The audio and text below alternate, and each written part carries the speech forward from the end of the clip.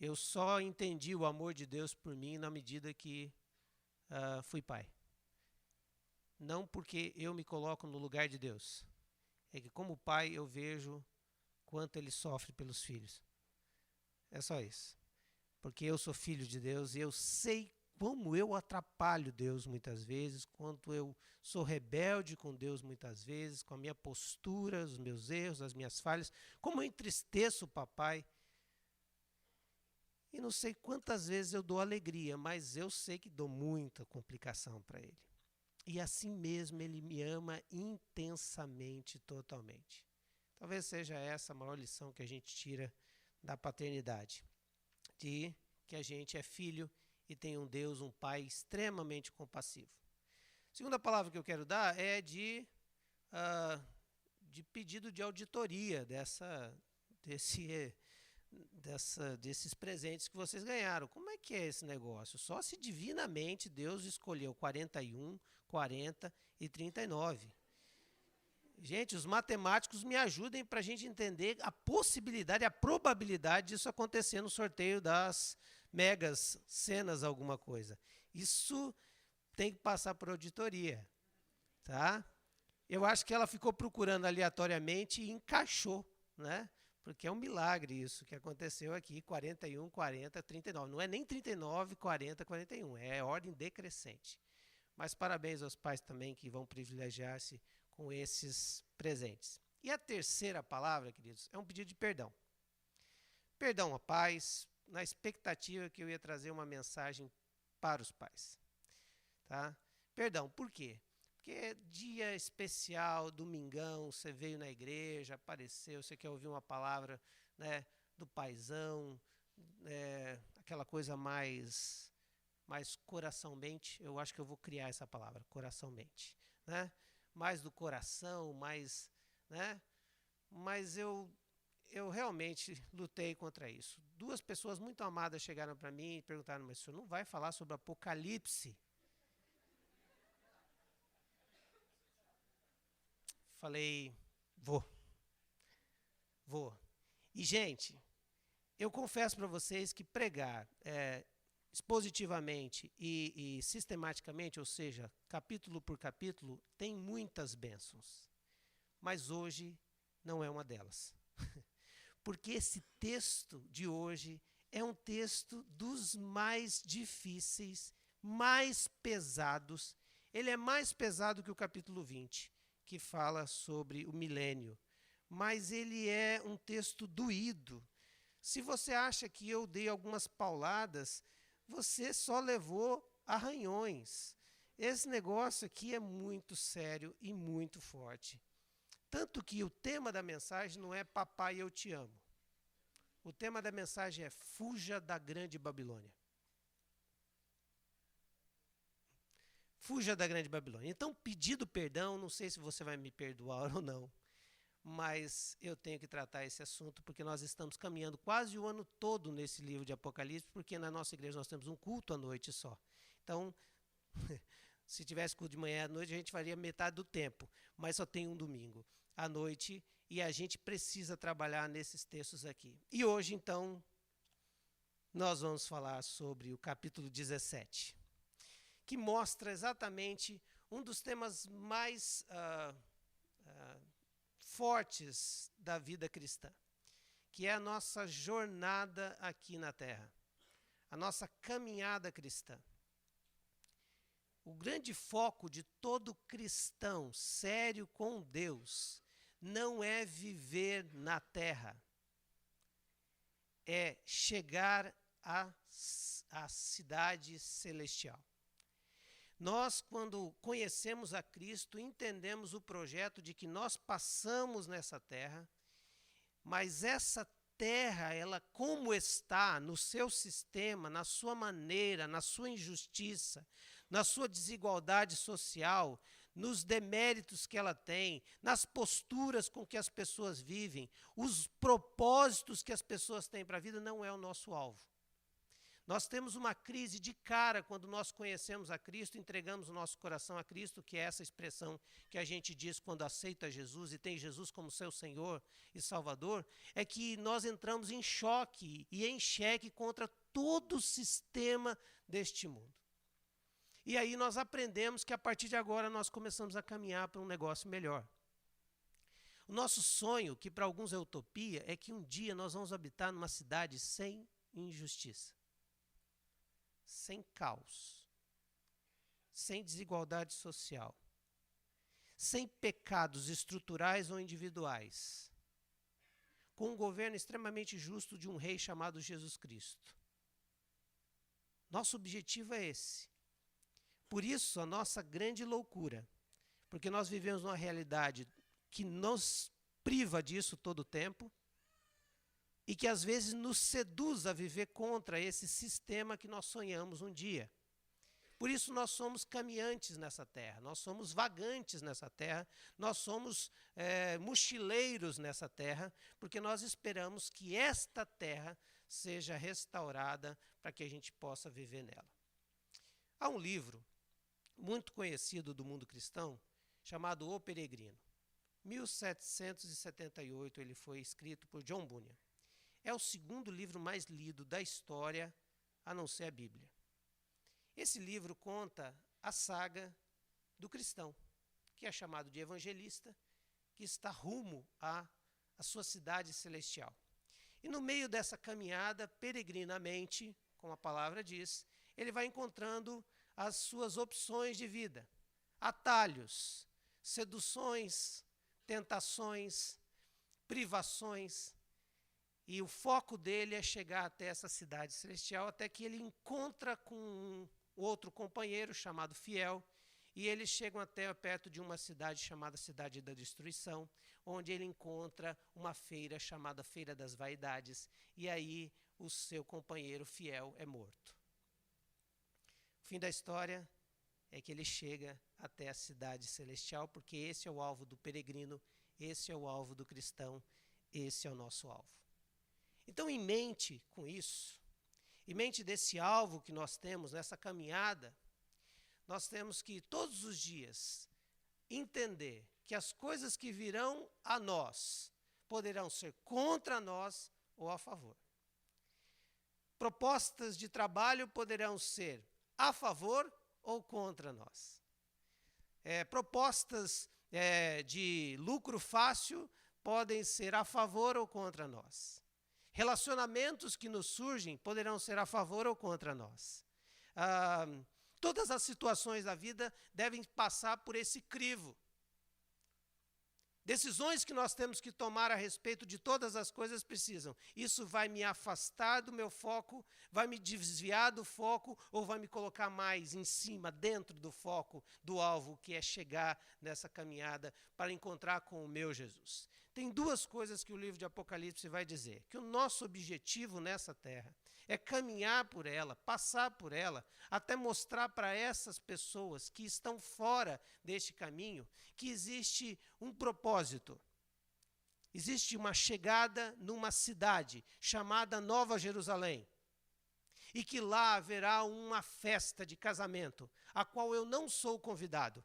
Eu sou parte do casamento, porque eu e você somos a noiva e lá é o cordeiro. O final da história não é o meu casamento aqui na terra. Meu casamento na terra aqui é um arquetipo, é um jeito de eu ver como é que é o casamento com o cordeiro. A cidade onde eu moro não é a cidade que eu moro para sempre. A cidade que eu moro é o lugar onde eu olho e vejo. Isso aqui deveria parecer com Nova Jerusalém, mas não é. Isso aqui está sendo uma Blumenau, mesmo por causa da temperatura. Acho que lá na Nova Jerusalém vai ser mais ameno. Quando a gente olha para as circunstâncias que a gente vive, o projeto é esse. Eu estou caminhando para morar numa Nova Jerusalém e eu estarei lá por quê? Porque lá é o ambiente da minha festa. A festa do meu casamento, do casamento da igreja de Cristo, chamada de noiva no Apocalipse com o seu Senhor. Bom, no meio desse drama, dessa história, dessa telenovela, tem que aparecer um inimigo. E o inimigo chamado de dragão na história, a partir do capítulo 13. Se você não ouviu essa mensagem, nós estamos disponibilizando no Face da igreja todas as mensagens do Apocalipse. Ele vem exatamente para colocar mais 3 inimigos na história. Ele é o inimigão com 3 inimiguinhos. E esses 3 inimiguinhos é a besta que sai da mar, é o besta que sai da terra, é besta pra caramba. E agora, no capítulo 17 e 18, de uma importância tão grande e de um significado que é muito difícil de entender, aparece esta mulher, que é vezes falada de mulher, chamada de mulher, significada como mulher e às vezes significada como a grande cidade, a Babilônia. Exatamente porque ela vem contrapor, ser contraditória, ser contrária ao projeto de Deus, que é a nova Jerusalém, a cidade de Deus, e a noiva, que é a igreja de Cristo. Essa contraposição é clara nesse livro, exatamente porque todos nós estaremos sendo tentados e seduzidos e obrigados a tomar uma decisão. Ou seremos noiva do Cordeiro, ou sucumbiremos a esta mulher. Ou habitaremos na cidade santa, chamada Nova Jerusalém, ou nos perderemos nos prazeres e nas loucuras dessa cidade chamada Grande Babilônia.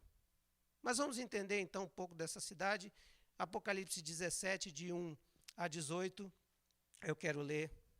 Aliás, de 1 a 6 primeiro e depois o último versículo 18. Eu vou dar uma pulada, viu, queridos? Porque é muita coisa e eu quero que você ainda vá para casa para comer a pizza com seu filho ainda hoje, né? Dá uma lida lá. Apocalipse 17, 1 até 6 diz assim: um dos 7 anjos que tinha 7 taças aproximou-se e me disse: venha e eu lhe mostrarei o julgamento da grande prostituta, que está sentada sobre muitas águas, com que os reis da terra se prostituíram, os habitantes da terra se embriagaram com o vinho da sua prostituição.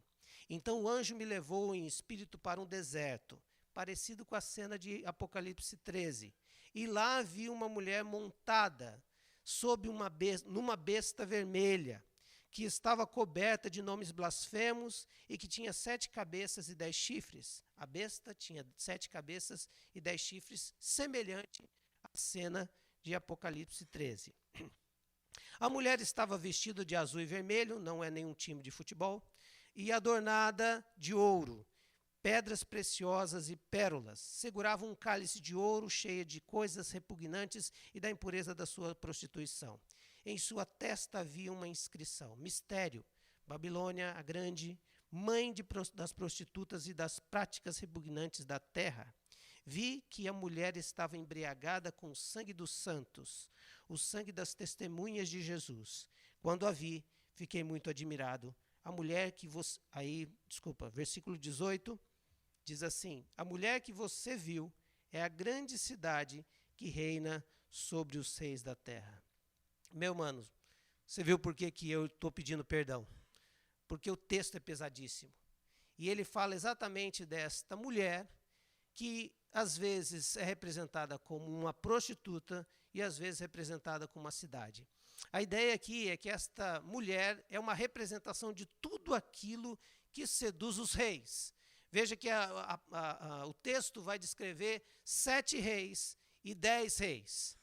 Pessoas poderosas do mundo que vão se embriagar no meio dessa sua devassidão. Esse versículo 2 do Apocalipse 17 vai dizer: com quem os reis da terra se prostituíram, os habitantes da terra se embriagaram com o vinho da sua prostituição.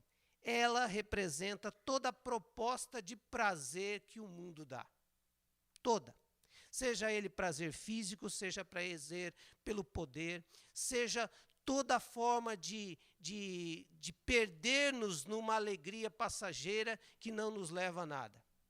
Mas ela representa também, por isso, essa expressão de uma prostituta, porque ela entrega prazer por um preço. E o sistema deste mundo vai sempre nos oferecer um prazer por um preço. Tudo tem um preço, tudo tem um custo. E essa ideia, por quê? porque nada que ela oferecer a nós, nada que esse mundo oferecer a nós sedutoramente, não vai ter consequências com relação à nossa caminhada. Vai nos tirar do foco da cidade celestial e nos mancharão, para que a gente não possa estar diante do Cordeiro com as nossas vestes limpas, com o vestido de noiva, né? Charmosão, lindão, branquinho. Segunda cena é que ela representa então uma cidade. A ideia aqui, e os versículos vão dizer, que é uma cidade colocada sob uma colina. Ela representa Roma daquela época. João estava dizendo e escrevendo também a respeito do seu tempo. O Apocalipse é algo que acontece lá no tempo de João, mas ele descreve cenas do tempo de João, realidades do tempo de João, mas realidades também de um futuro que ele não conhecia, escatológico, por isso que a linguagem é apocalíptica, de revelação.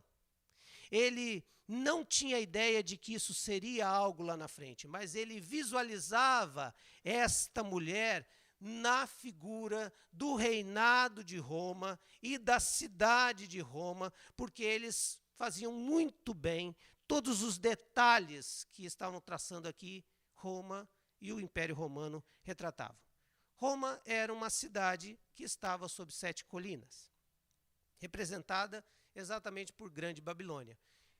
João não poderia dizer claramente que Roma era Roma, porque senão ele não passaria. As cartas que ele mandou, Apocalipse é uma carta que ele mandou às igrejas da Ásia. Quem conhece o texto sabe. Você imagina só, na prisão, o que acontece com as cartas dos presos? Supervisionada. Por isso ele não poderia colocar toda a verdade nua e crua. Então ele coloca através de símbolos. É por isso que quando você ouve a respeito do Apocalipse, é difícil interpretar na sua literalidade, porque ele é simbólico para responder a uma mensagem, entregar uma mensagem. E a mensagem aqui que ele está dizendo é que existe um sistema no mundo extremamente sedutor, uma Babilônia, porque quando ele escrevia para aqueles cristãos lá da Ásia, a palavra Babilônia era muito clara. Aliás, até quem não é cristão, se você chegar para ele e falar assim, rapaz, isso aqui virou uma Babilônia, o que ele vai interpretar? Uma bagunça, tá tudo solto, ninguém é de ninguém, balada. Ninguém é de ninguém.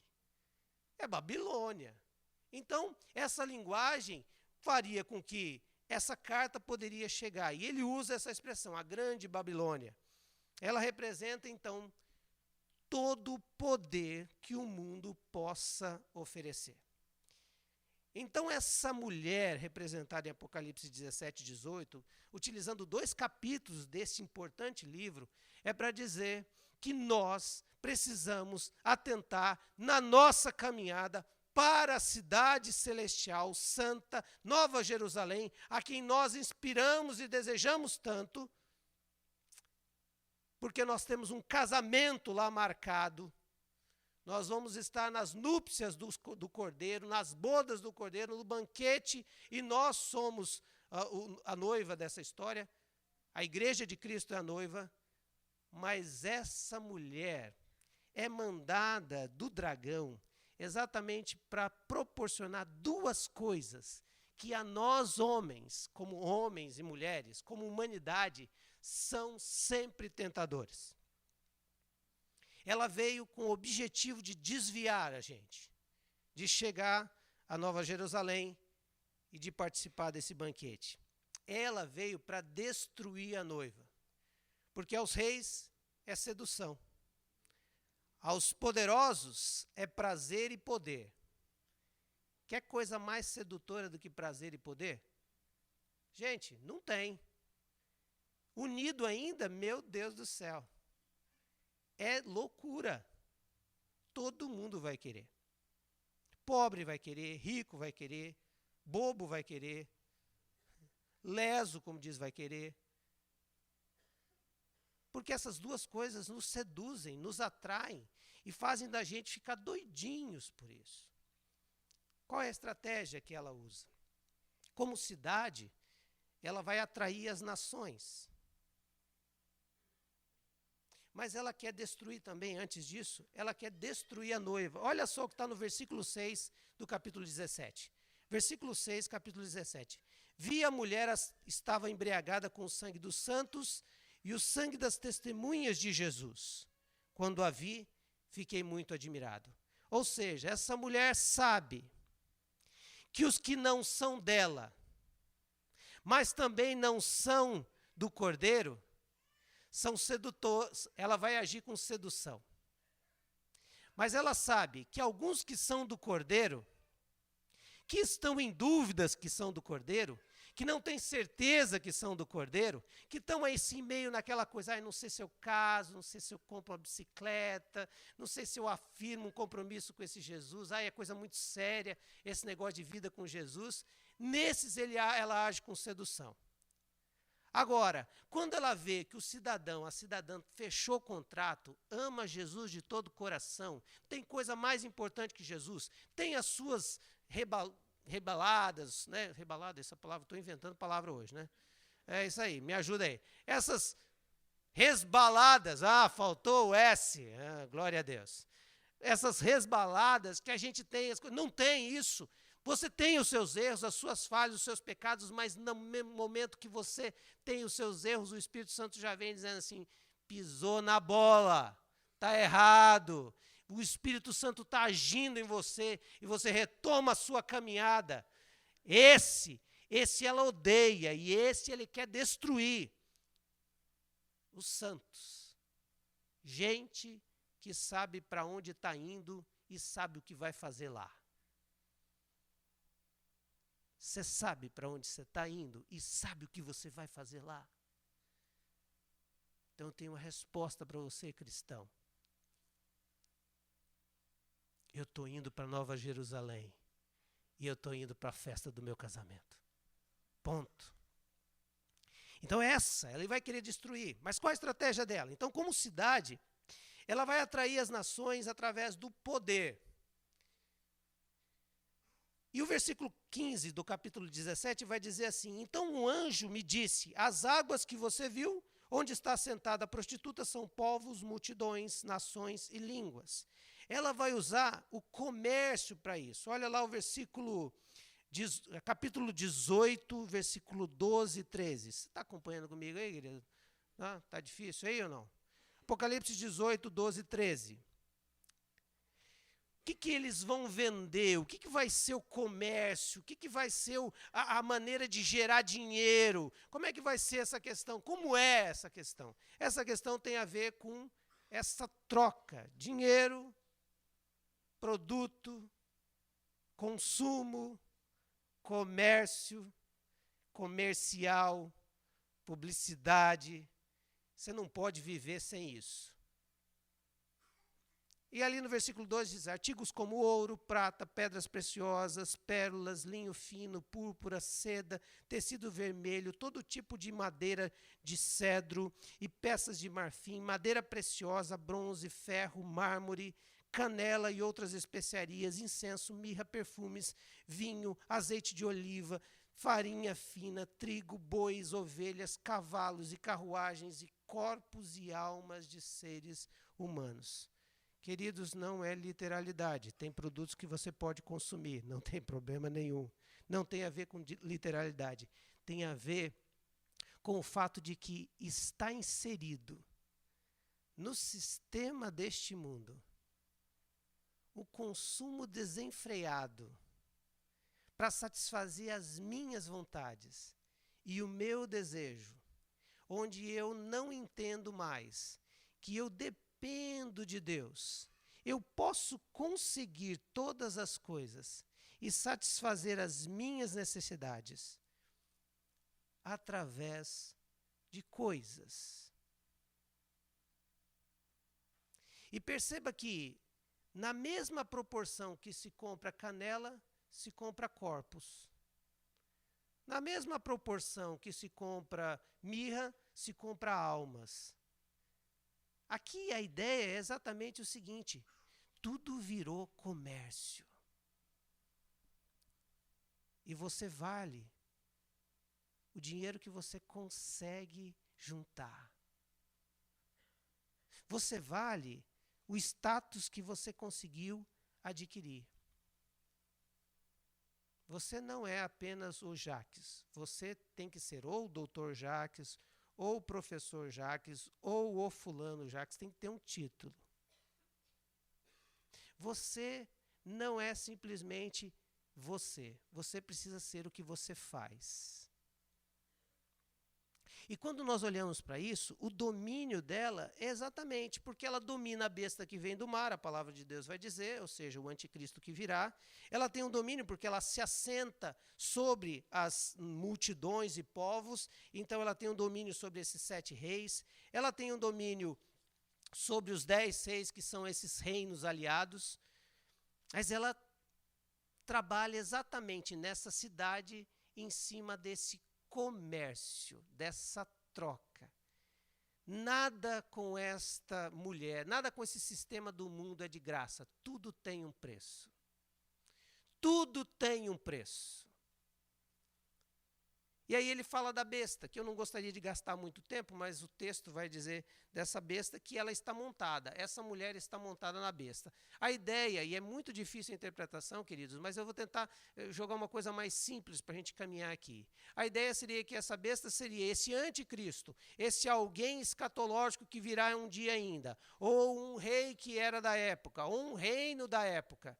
E a mulher seria esse sistema, esse desejo de poder e desejo de prazer que toma e seduz a todo e qualquer reino. Então ela tem poder sobre aquele rei, ela tem poder sobre aquele reino, porque todo rei e todo reino quer prazer e poder. Nós olhamos para isso e percebemos que aqui vai falar sobre essas 7 colinas, que é a Roma, mas também são 7 reis. E aqui se misturam as interpretações. Alguns acreditam que ele estava falando de 7 reinos que apareceram, versículos 8 a 11 do capítulo 17. Pode abrir lá, eu vou ler para você entender e para não ficar tão corrido aqui. Apocalipse 17, de 8 a 11, diz assim: a besta que você viu era e já não é, ela está para subir do abismo e caminha para a perdição. Os habitantes da terra cujos nomes não foram escritos no livro da vida, desde a criação do mundo, ficarão admirados quando virem a besta, porque ela era, agora não é, entretanto virá. Aqui se requer mente sábia. As 7 cabeças são 7 colinas sobre as quais está sentada a mulher. São também 7 reis, 5 já caíram, um ainda existe e outro não surgiu. Mas quando surgir, deverá permanecer por pouco tempo. A besta que era, e agora não é, e é o 8º rei, e é um dos 7 e caminha para a perdição. Está vendo como é fácil? Por isso que é pregação para pregar em Dia dos Pais. Você já entendeu. Tentando simplificar aqui, queridos. Tem uma mulher, e essa mulher prefigurando, aliás, ela passa a visão de que é esse sistema do mundo, prazer e poder. Ela está sentada sobre uma besta, um animal selvagem, que não se permite dominar por ninguém, a não ser por si e por seus próprios desejos de poder e prazer. Por isso ela domina. E esses reis, 7 reis e 10 reis, algumas interpretações. Alguns acreditam que, eles vão dizer que este era e já não é uma expressão apocalíptica para representar primeiro, talvez, os reinos poderosos que já houve nessa terra, que existiram nessa terra. Começando pelo egípcio, assírio, babilônico, medo-persa, de Ciro e Dario, grego, de Alexandre o Grande, grego macedônio do Alexandre o Grande, e aí o 6º, que é o romano, que na época era o reino, e o império escatológico, onde viria o anticristo, o sétimo, e o oitavo, então, seria o próprio anticristo que viria dominar a história. Agora, também tem gente que acredita que são os imperadores de Roma, aí começando lá com Tibério César, e aí vai essa linha até chegar a Domiciano, que era o imperador na época de João, e o próximo que seria o escatológico. Não faz muita diferença isso, queridos. Você não vai precisar disso, porque o seu grande objetivo não é saber quem eram. O seu objetivo e o meu é caminhar para Nova Jerusalém, porque lá nós temos um compromisso com o Cordeiro inadiável. E os reinos auxiliares são reinos que vão atrapalhar, junto com a besta e esta mulher, tentando atrapalhar a gente de chegar nesse alvo. Olha, capítulo 17, 12, 13 e 14, para a gente entender. Os 10 chifres que você viu são 10 reis que ainda não receberam reino, mas por uma hora receberão autoridade como reis, juntamente com a besta. Eles têm um único propósito e darão poder à sua autoridade à besta.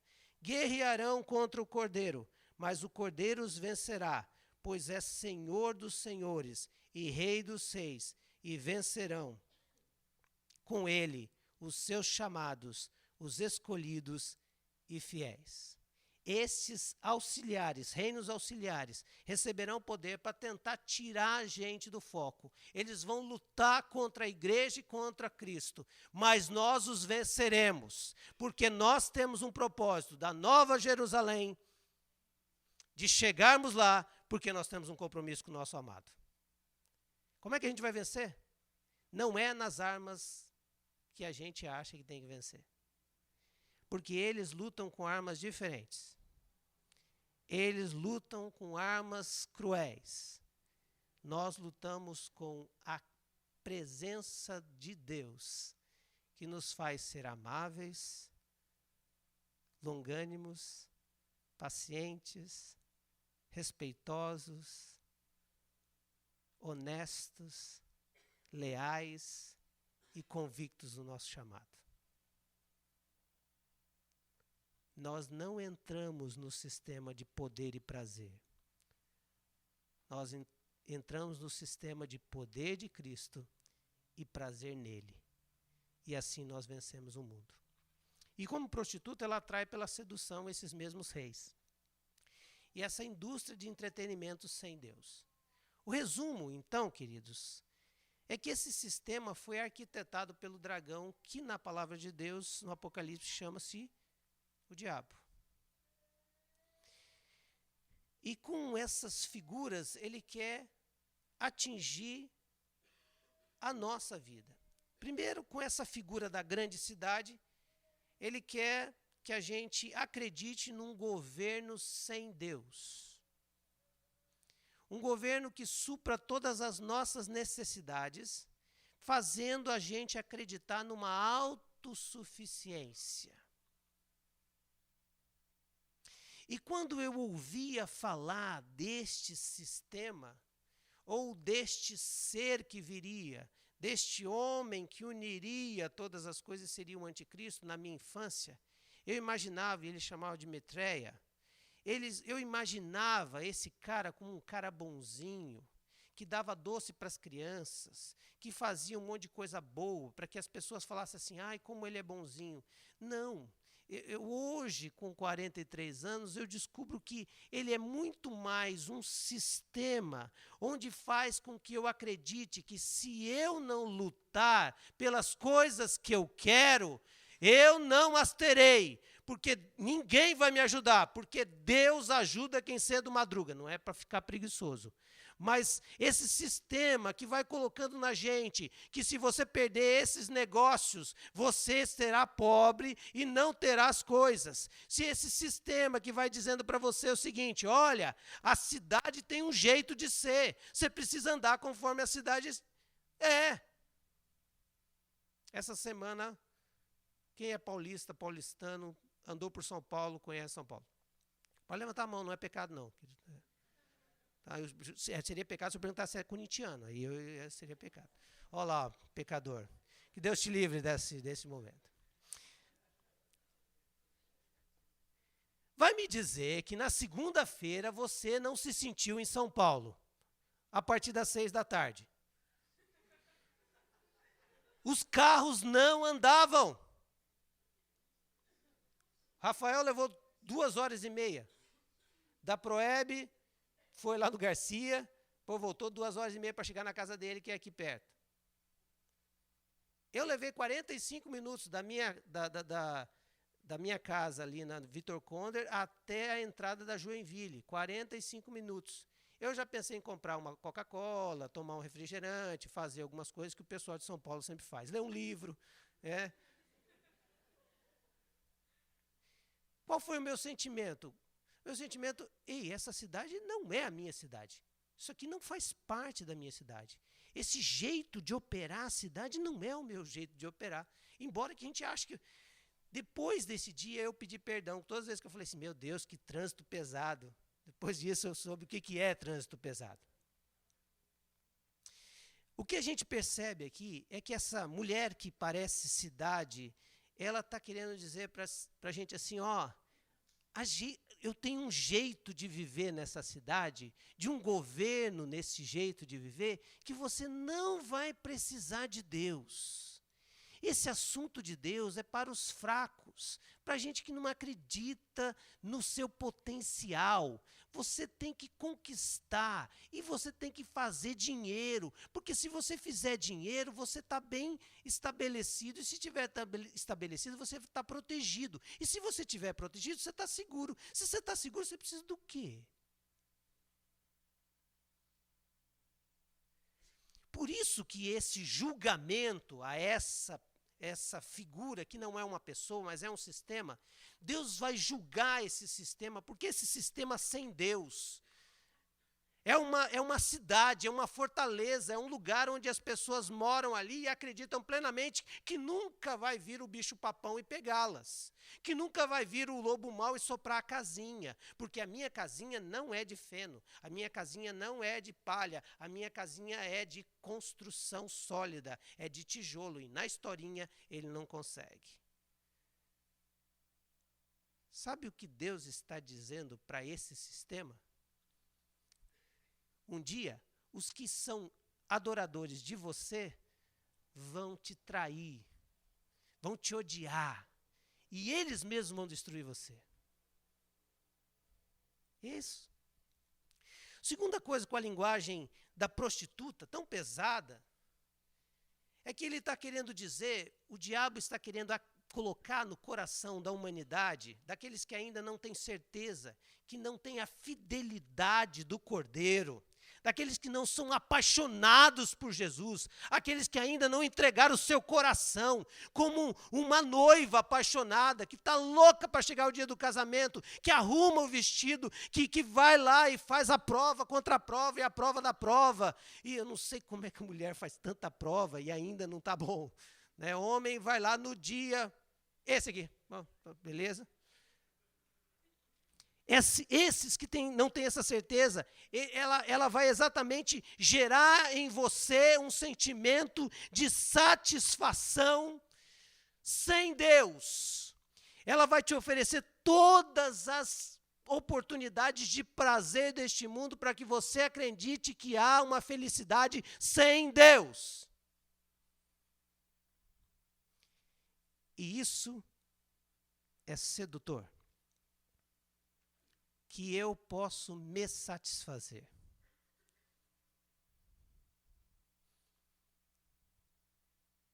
É quando você fecha um negócio desonesto, sei que você não sabe o que é isso, mas imagina. E traz um lucro exacerbado para você. Você saberia isso se estivesse lá em Brasília. E você olha para aquilo e fala assim, que coisa gostosa, enganei as pessoas. Vamos para pobre, exemplo de pobre, né? Você chega na fila e está aquela fila enorme, você dá um migué, pessoal, tá vendo ali e tal. E aí você entra na fila, você chega na fila e você vai almoçar 10 minutos antes, você fala assim, enganei o pessoal, 10 minutos que eu ganhei, que prazer, eu sou o máximo. Ou talvez aquela prova que você, professor ali, você aqui, você agora eu preciso, sou eu e ela. Agora é a vitória. Vamos lá, me preparei para isso. Você passou 2 horas fazendo cola, em vez de ter estudado. E aí você, agora é hora de usar o método. Vamos lá, e tal. Ela dá uma olhada para lá, para outro que distraiu, que você já combinou com ele, jogou um dinheiro na mão dele. E aí você conseguiu a prova, você terminou, tirou uma nota acima do que o cara que estudou. Você passa perto dele e fala assim, você é inteligente, mas eu sou esperto.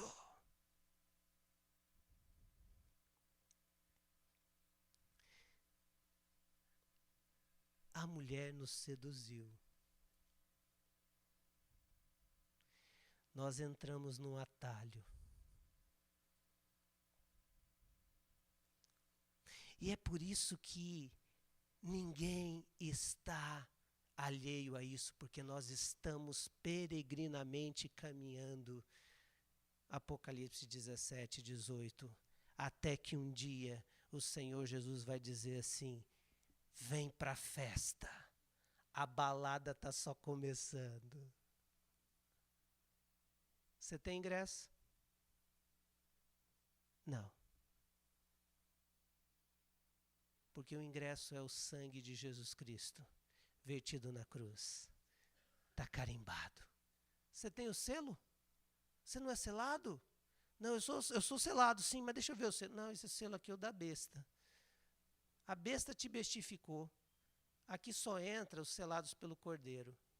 Você foi muito esperto, aqui não entra esperto. O céu não é de espertos, o céu é dos bobos. O céu é dos bobos segundo o seu padrão. É aqueles que não se levaram pela sedução dessa mulher tão atraente, mas que no final tem um preço caríssimo. Então, essas duas coisas, poder e prazer, elas viram uma certa religião. E a gente começa a adorar essas coisas sem perceber. Então, o objetivo do dragão é levar a humanidade a uma gratidão a esse sistema.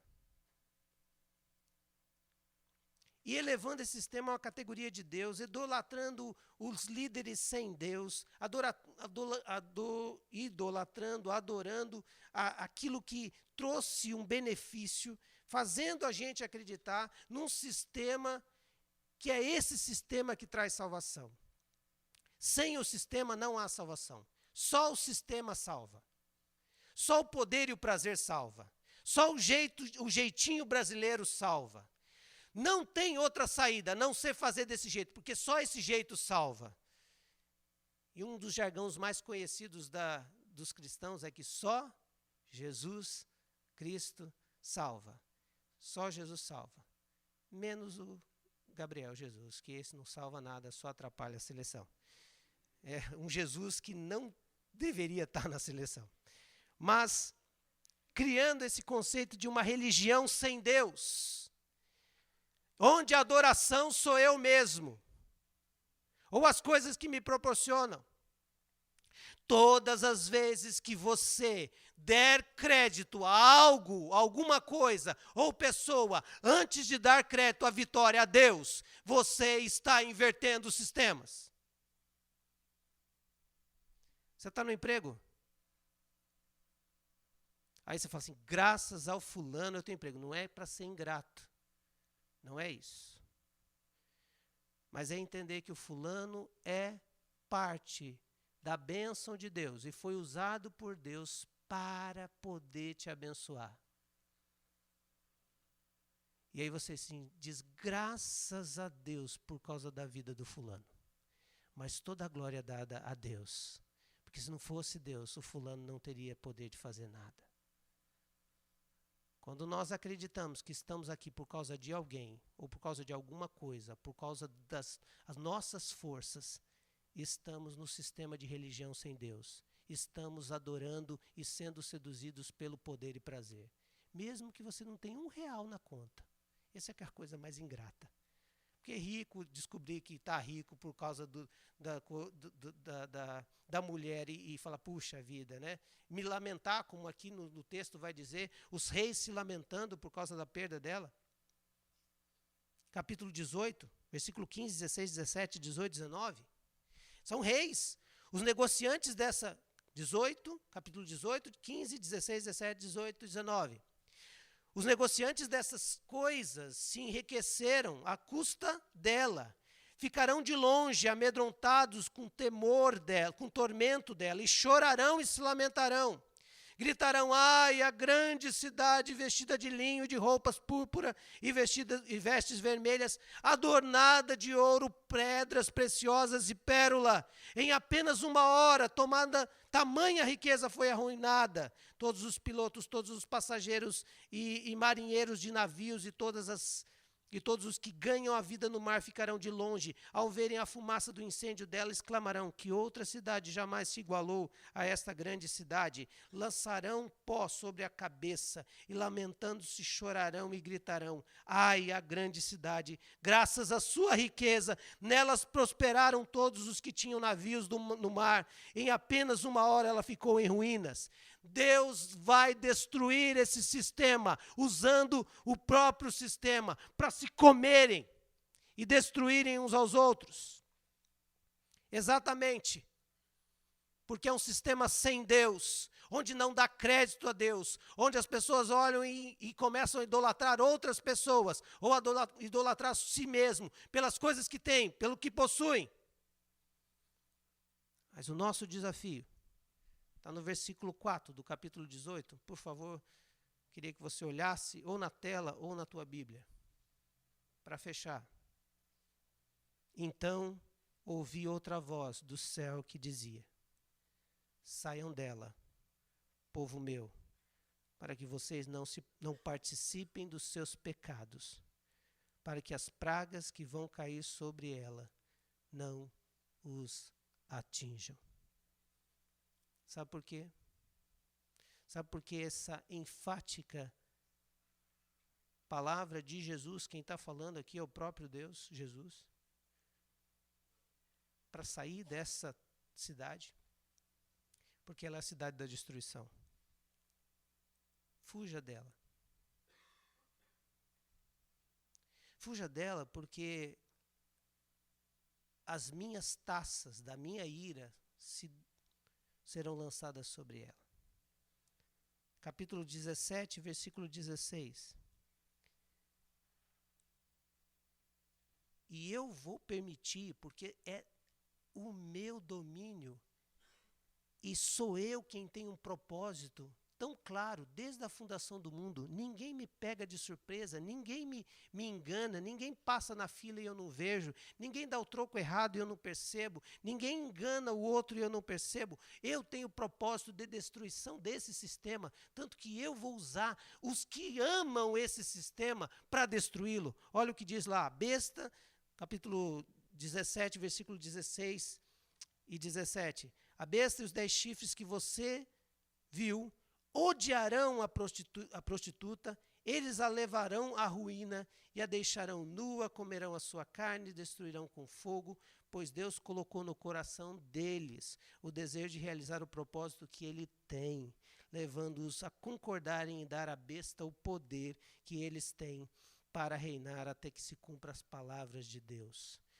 Querido peregrino que está nessa terra, não se iluda. Esse sistema tem um poder pequeno e limitado, embora pareça muito, mas ele não faz nada que não seja pelo poder que Deus permitiu a ele, porque o poder está no nosso Deus.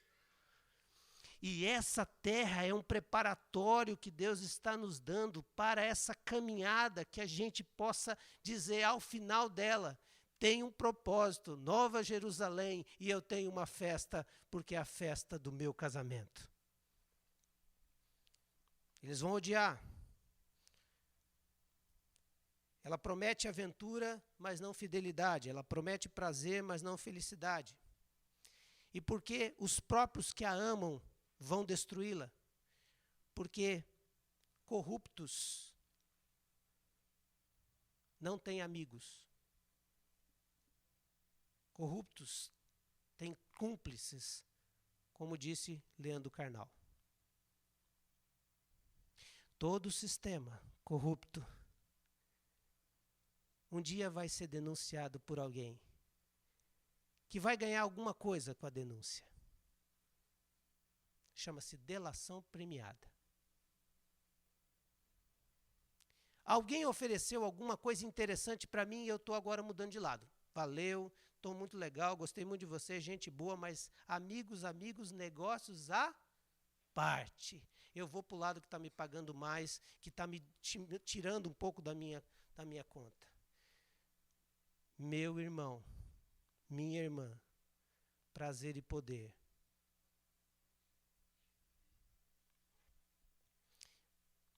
Para terminar, queridos, nós devemos fugir não saindo dessa cidade chamada Blumenau. Porque esta não é a Babilônia, nem é a Roma. Mas ela está incutida, o sistema. No seu trabalho, você já sofre com a luta de poder, mesmo que você trabalhe numa empresa bem pequenininha. Se o cara subiu de cargo, ele já é chefe. Se ele já é chefe, ele já é admirado. Se ele já é admirado, ele já é... Tinha um nome feio aqui na minha mente, mas é que vão ficar cortejando ele, bajulando. Eu tinha pensado num outro nome feio, mas é bajulando ele. Virou rei. Já manda. A palavra de Deus diz para a gente fugir desse sistema, mas continuar peregrino na cidade. Sabe por quê? Porque nós precisamos que as pessoas vejam Cristo em nós, para a gente convidá-los para dizer, você também pode ser parte do banquete. Isso aqui é fake. Isso aqui é proteção de tela só. Esse mar bonito é só enganação. Pois quando você chega lá, é a Baía de Guanabara, cheia de dejetos. Já ia falar outra coisa feia. Mas eu conheço e tenho uma expectativa de morar numa cidade totalmente urbanizada por um cara fantástico que foi preparar lugar, chamado Jesus Cristo. Lembra? Não se turbe o vosso coração, não se angustie. Na casa do meu pai há muitas moradas. E se não fosse, eu vou preparar lugar. Não perca a Nova Jerusalém 20 e 21, capítulo 21 e 22, porque vai mexer com você. Você vai descobrir que não é sempre como você pensou, talvez é diferente. É só uma propaganda, um merchan para você aparecer. Mas, gente, esse é o nosso propósito, o grande objetivo nosso, é que as pessoas possam se apaixonar por essa nova Jerusalém e entender que somos noiva do Cordeiro, essa igreja de Cristo. Essa noite, querido, eu queria falar para o papai, dizer, papai, eu te amo de montão. Mas eu tenho que dizer para você, papai, você é o exemplo de um peregrino. Papai, as crianças estão olhando para você, sua esposa está olhando para você, e todas as vezes que o sistema vem te corromper, você diz assim, não, eu estou te observando, as crianças disseram no vídeo. Nós estamos te observando, papai, como é que você vai ser? Bateu o carro? O que você fez? Falou assim, ninguém viu, perdeu o Playboy, vazei. Não, sai do carro, vai ter um gasto. Com certeza no orçamento não estava previsto batidas. Só acho que no meu sogro tinha esse orçamento. Ele tinha um caixa reservado para, não sei qual nome que ele colocava, mas intempéries, nomes bonitos. Alemão. Só alemão. Mas não tem. E aí você sai do carro, mas você sabe que você está andando para onde? Para Nova Jerusalém. Você não anda nos atalhos, você não anda nas estradas que trazem algum tipo de coisa, você anda na luz. E ali Jesus é glorificado, adorado, e você diz assim: eu não me curvo ao sistema do mundo. O sistema do mundo é prazer e poder. O prazer de enganar e o poder de não perder. Eu vou pagar o preço. Porque é assim que faz cidadão da Nova Jerusalém.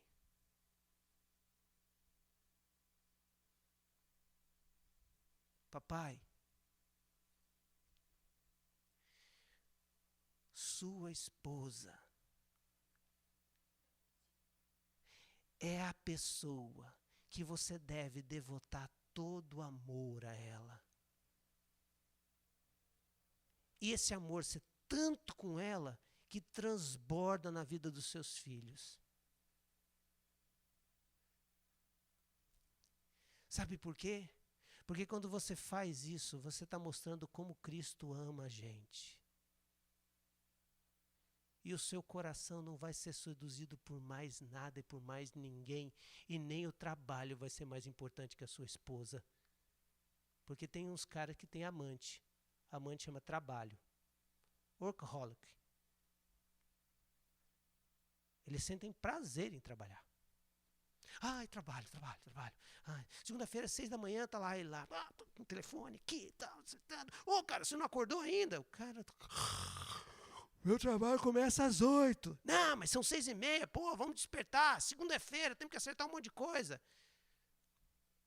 E seu filho, você nem deu um beijo para acordar. Ele foi para a aula, mas você levou ele. Vamos. Bam, bam, bam. Esse trânsito atrapalhando. Meu Deus, parece um inferno. Parece uma Babilônia. A Babilônia já te comeu, já.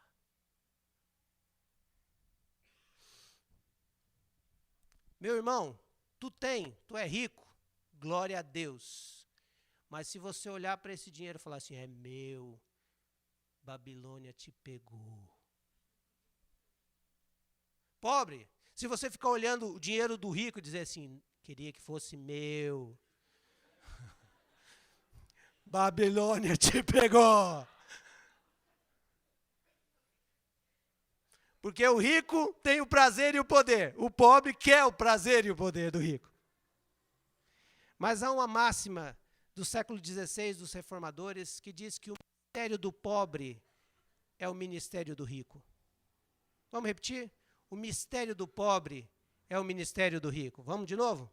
O mistério do pobre é o ministério do rico. Ou seja, aquilo que é mistério, sofrimento, dor, que ele não sabe como fazer, se Deus deu ao rico, ele pode abençoar, esse é o ministério dele. E assim a gente junta pessoas como cidadãos e a gente vai criando uma força-tarefa de caminhada para o céu. Nós estamos na cidade, mas não somos da cidade. Nós estamos sobre a cidade, para dizer de uma cidade acima da cidade, a quem nós queremos caminhar e chegar lá. Por isso, meu irmão e minha irmã, terminando este culto, a palavra que o Senhor nos dá é: fuja de um sistema que vai montar em você, que vai se transformar no seu Deus, que vai se tornar um culto ao ego ou culto ao desespero. Quando o rico olha para si e acha que é suficiente, e quando o pobre deseja ser esse rico do jeito que ele se tornou rico. Todos os dois foram infectados pelo vírus do poder e do prazer. Qual é a sua suficiência? Cristo. Qual é a sua satisfação? Cristo. Qual é a sua adoração? Cristo.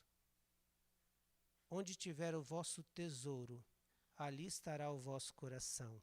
Se o seu tesouro for Cristo, ele te bastará. Feche seus olhos, eu quero orar com você. E a minha oração está em 1 João 2, 15 a 18. E eu vou ler essa oração. Mas preste atenção com os seus ouvidos, mas com os seus olhos fechados. Senhor, eu não quero amar o mundo e nem o que nele há. Porque, Senhor, se alguém amar o mundo, o amor do Pai não está nele. Paizinho, porque tudo que há no mundo, a cobiça da carne, a cobiça dos olhos e a ostentação dos bens, não provém do Pai, provém de Ti, mas desse mundo, desse sistema de poder e prazer. Pai, o mundo e a sua cobiça vão passar, mas aqueles que fazem a Tua vontade, Pai, vão permanecer para sempre. Pai, esta é a última hora. E a gente já está ouvindo de anticristos vindo. Afinal, muitos anticristos já surgiram. Por isso nós sabemos, Senhor, que já é a última hora. Por isso, Senhor, vem. Vem e transforma. E toma o meu coração. Vem, Senhor, e seja rei nesse reinado.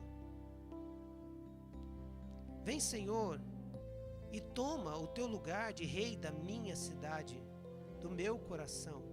Que o meu coração seja essa cidade, que anela a cidade Nova Jerusalém. Senhor, que eu entenda que Tu és o meu amado. E eu não quero flertar com mais ninguém. Eu não quero namorar mais ninguém. Eu não quero me seduzir por ninguém. Eu quero ser satisfeito e sentir prazer na Tua presença, porque eu tenho um compromisso contigo que se finalizará naquela festa tão agitada do céu. Toma o meu coração e que essa caminhada, dia após dia, peregrinamente até a região celestial, não seja interrompida em nenhum momento por nenhuma mulher, ou cidade, ou poder e prazer, mas que a minha suficiência e o meu prazer, a minha alegria e a minha satisfação esteja em Ti, Jesus. É o que eu oro em nome de Jesus.